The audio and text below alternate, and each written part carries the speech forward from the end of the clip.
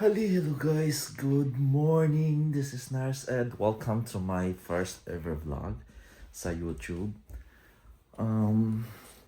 So Saturday ngayon guys, weekend at saka maaga kaming gumising. So gumising kami ng 7:30 dahil may pasok si Mrs. So kailangan niyang mag-prepare ng maaga. So 9 AM yung pasok niya. So tara guys. So let's go guys. Tayo na tayo para makapag-prepare ng breakfast. Tapos since Saturday ngayon at saka walang piano lesson si Little One. So dito lang kami siguro sa bahay. And then parang kagabi pa gusto kong maglinis or kahapon kaya kailangan nating simulan ng maaga. So let's go guys. So yun guys, gawa tayo ng breakfast ni Little One natin at saka magtitimpla na rin tayo ng kape. Tapos parang may sobra pa akong chicken salad kahapon kasi nag-vlog ako ng chicken salad raw. So hindi ko na siya lahat na ilagay sa tortilla wrapper. Kaya kakainin na lang natin siya ng yung nasa bowl. Let's go.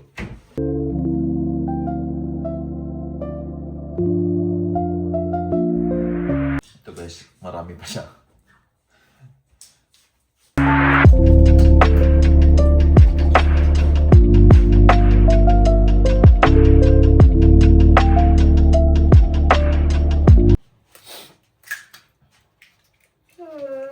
Put here.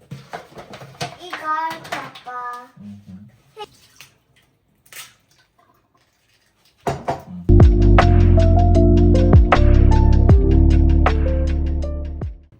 A little bit of salt. Why a little bit of salt, Papa? Hmm? Why we have to put a little bit salt? So that it will be tasty. Because there's no taste of this one if you will not put salt. But why we have to not put too much? It will be salty. You cannot eat that. Natimpla pa ko. Just wait till your coffee, Papa. So guys, this is not sponsored. Gumagamit asawa ko nito. Kaya baka naman, Lisho. Baka gusto nyo sponsored.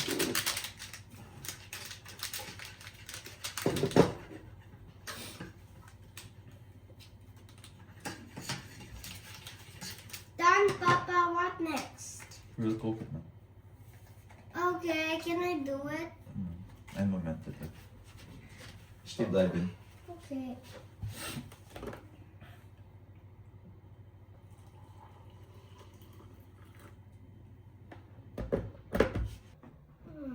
That's work.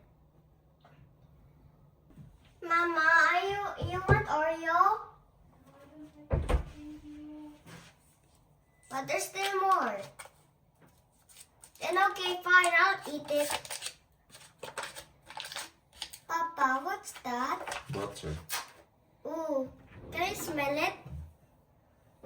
Oh, it smells nice. It doesn't smell bad. Cut one slice of the butter. Is it hot? Ang bisan. I'm just sure. Good, good, good.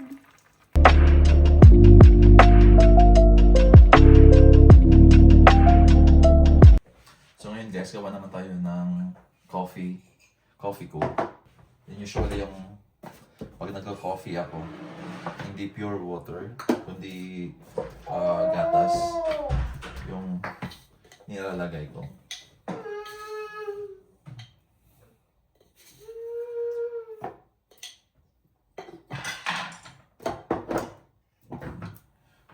Tapos yung brown sugar, 1 scoop lang.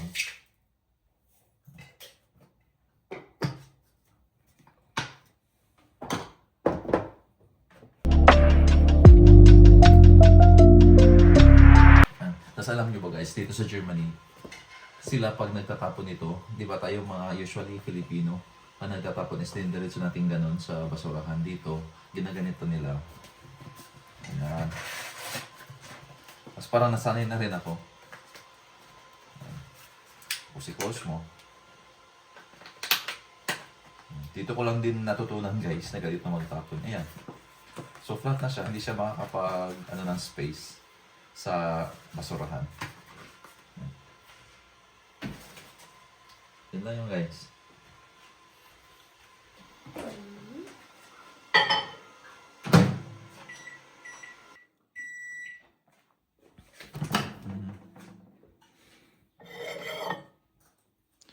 My coffee is ready. You're done? Ang breakfast natin guys.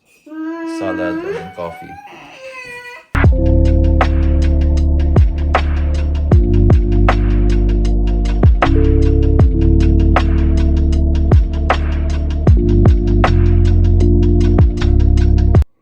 So guys, matapos lang namin mag-breakfast. Hindi ko naupos yung chicken salad. Kasi madami pa pala siya. So mamaya na lang after natin mag-leave.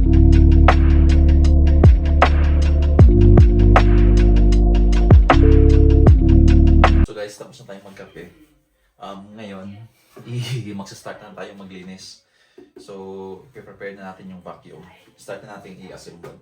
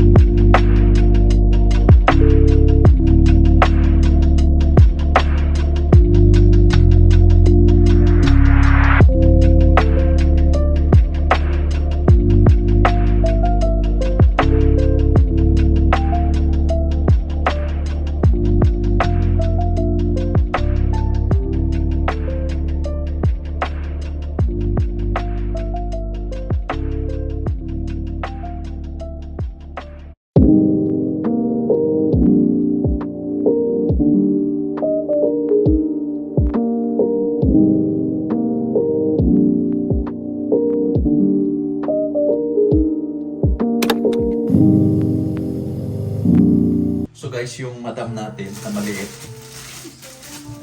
na tumutulong sa ating maglinis, siya yung nagutom, nahingi ng snack.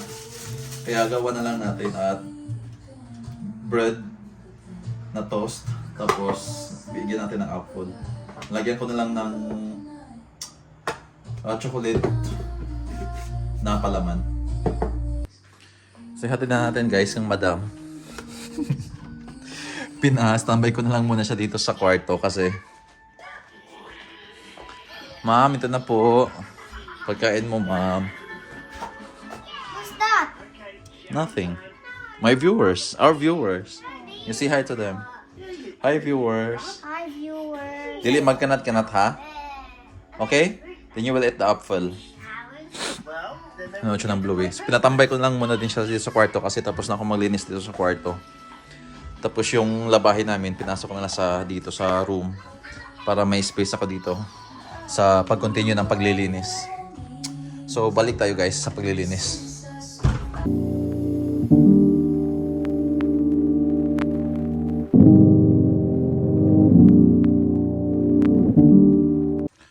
So guys, ganito talaga mangyayari pag may toddler sa bahay. Kuskus tayo nito ng kuskus. Ilang beses na namin sinasabihan na hindi magsusulat-sulat kung saan-saan. Ito. Ewan ko kung klaro pa. Kung saan-saan nagdo-drawing. Ayan. Ito yung magawa. Ayan talaga pagbata. Kung saan yung mga sulat-sulat.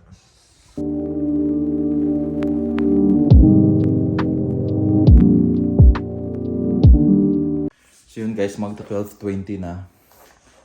Malapit na ako matapos dito sa living room namin. So mamaya kitchen naman at saka sa sa kwarto ni Little One. Sa mga house husband or sa mga housewives, always appreciate them kahit na nasa bahay lang sila, nag-aalaga ng bata.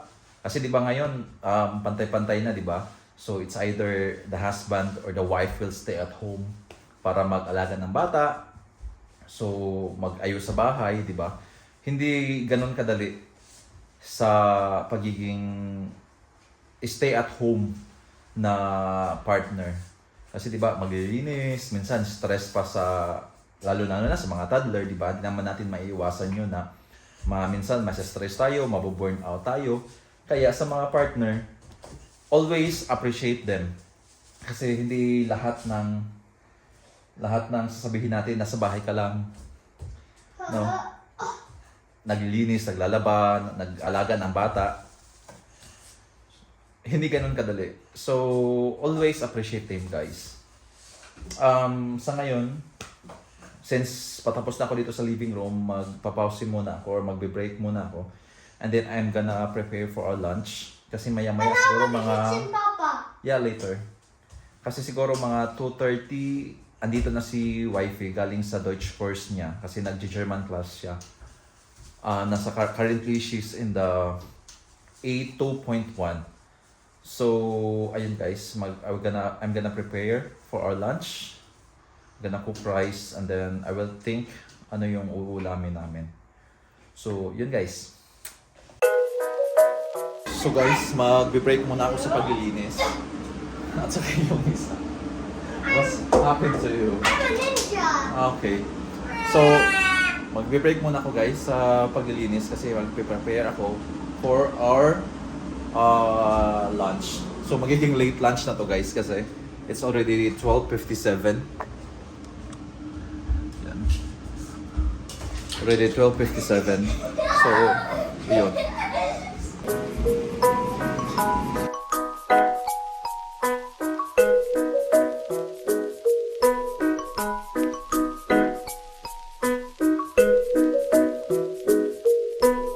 So guys, habang pumapatay ng oras, ito yung pagluluto ko ng ulam namin.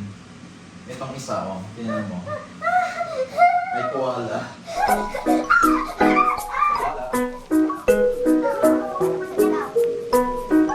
Same here. Can you put me in the chair, please? Put me in the chair. So yun guys, after almost 45 minutes na pagluluto, yung niluto ko guys is gulay siya para siyang Thailand style na curry. So, ayun, makakain na rin kami after. So, 1:30 ng tanghali. So, let's pray yan. Yun, Father, Okay, the yes, Father, Son, the Holy Spirit, amen. Our Father, this is our word, this is our word, this is good. Our Father, Son, Holy Spirit, amen. Father, Son, the Holy Spirit. I want more.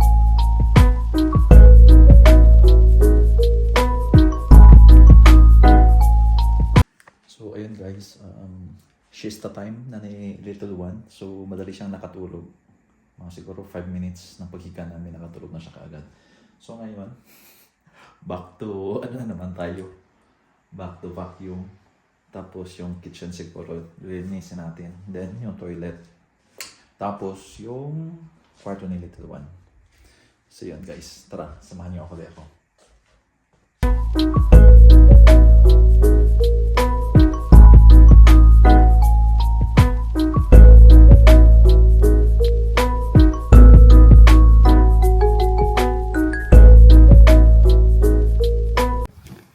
So guys, update.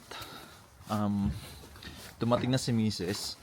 Tapos yung ano na yung ginamit ko, yung DJI Osmo Pocket 3. Kasi nabilhan na ng SD card. Ito yung gamit ko ngayon. So let's see. First time natin kung ano yung output nito. So yun na nga guys, update. Nakapag-freshen up na tayo. Naabutan ako ng mga 4:30 yata yun matapos, pero hanggang doon lang ako sa kwarto ni Little One. Hindi na ako nakapaglinis sa kitchen kasi tinamad na ako, napagod na ako. Tapos ayun, naligo, tapos try na itong DJI Osmo. And then now ay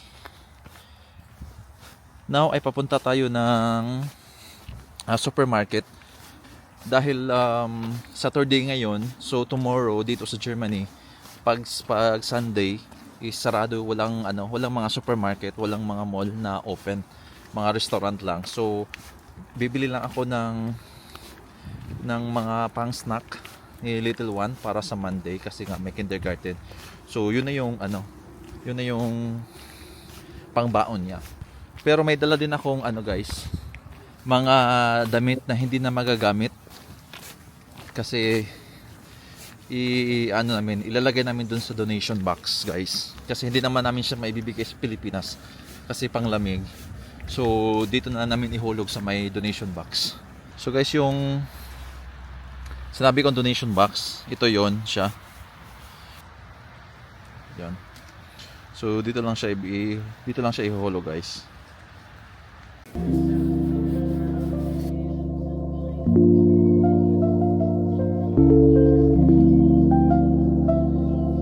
Dito lang tayo sa may groceryhan. Ano naman tayo ng babaon ni little one sa sa kindergarten niya.